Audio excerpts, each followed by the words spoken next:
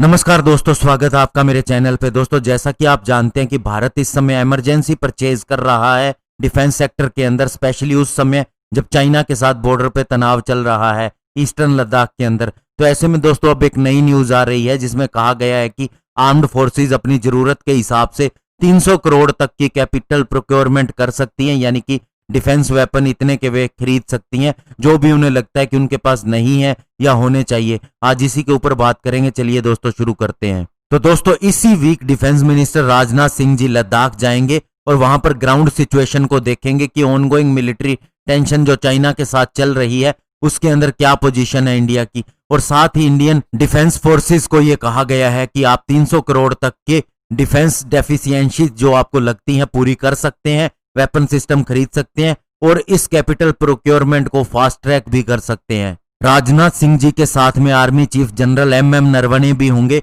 वे लद्दाख में 17 जुलाई को जाएंगे। उसके बाद में जम्मू और कश्मीर में फॉरवर्ड एरियाज के अंदर जाएंगे और अगले दिन ऑपरेशनल रेडीनेस को रिव्यू करेंगे कि चाइना और पाकिस्तान दोनों फ्रंट के ऊपर इंडियन आर्मी की क्या पोजीशन है। और ये विजिट दोस्तों तब हो रही है जब प्रधानमंत्री ऑलरेडी लद्दाख की विजिट कर चुके हैं 3 जुलाई को, जहां उन्होंने कहा था कि ईरा ऑफ एक्सपेंशनिज्म अब खत्म हो चुका है। यानी सीधा सीधा उन्होंने चाइना को मैसेज दिया था कि अब एक्सपेंशन नहीं हो सकता, विस्तारवाद नहीं हो सकता, अब केवल विकासवाद का समय है। और इस तरह से उन्होंने चाइना को ये बात कही और साथ ही फोर्सेस को कहा कि वे युद्ध के लिए तैयार रहें। और दोस्तों, राजनाथ सिंह जी की विजिट से पहले डीएसी की एक मीटिंग हुई जो कि डिफेंस एक्विजिशन काउंसिल है और इसे हेड राजनाथ सिंह जी स्वयं कर रहे थे। और इसी के अंदर ये पावर दी गई कि आर्म्ड फोर्सेस 300 करोड़ रुपए तक की कैपिटल एक्सेस कर सकती हैं इमीडिएटली अगर उन्हें चाहिए अपनी ऑपरेशनल रिक्वायरमेंट के लिए, स्पेशली जब ट्रूप्स की कन्फ्रंटेशन हो रही है चाइना के साथ।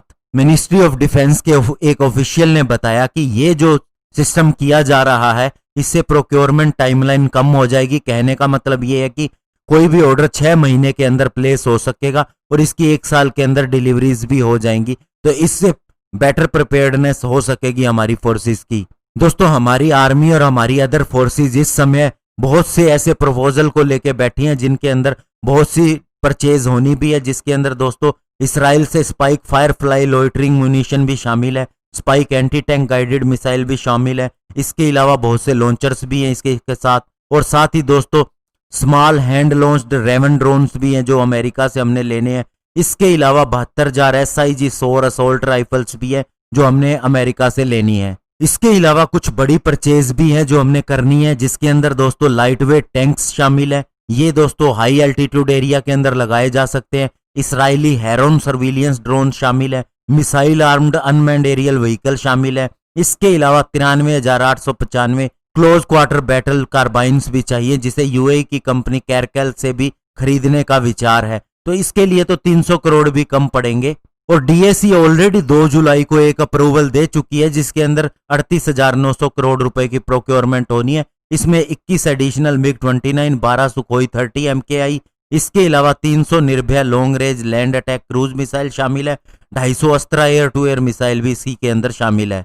हालांकि दोस्तों अब जितने भी ऑर्डर्स की हमने बात की है इनको पूरा होने में बहुत से बड़े केसेस को 2 से 3 साल लग जाएंगे, लेकिन दोस्तों ये चीजें चलती रहती हैं और अभी इनका फास्ट ट्रैक हो रहा है। कहने का मतलब ये है कि पहले ये सिर्फ पाइपलाइन में थी, अभी उनको फाइनल किया जा रहा है। तो चाहे वो 2 साल में मिले, 3 साल में मिले, एटलीस्ट हमारी मिलिट्री की कैपेबिलिटीज बढ़ रही हैं, उनकी जरूरतें पूरी हो रही हैं और ये अगले कई सालों तक हमें इसी तरह से डिलीवर करेंगी, हमारी कैपेबिलिटी बनाए रखेंगी और 2 फ्रंट वार के लिए इंडियन फोर्सेस तैयार रहेंगी। धन्यवाद। जय हिंद।